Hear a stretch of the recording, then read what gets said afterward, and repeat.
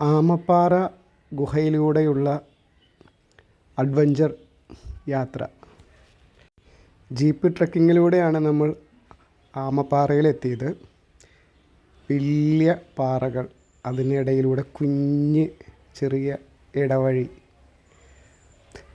വല്ലാത്തൊരു എക്സ്പീരിയൻസ് ആയിരുന്നു അത്. മുകളിലേക്ക് നോക്കിയാൽ കണ്ട വലിയ വലിയ പാറയിടക്ക് കുറച്ച് സമയം എടുക്കും കേട്ടോ, ഒരറ്റത്തുനിന്ന് തുടങ്ങി മറ്റേ അറ്റം വരെയുള്ള ഈ യാത്ര. പക്ഷെ വല്ലാത്തൊരു എക്സ്പീരിയൻസ് ആയിരുന്നു. കുറച്ച് നേരം ഗുഹയുടെ ഉള്ളിലൂടെ കടക്കുന്നതിന് മുമ്പുള്ള ഔട്ട് സൈഡ് വ്യൂ ആണിത്.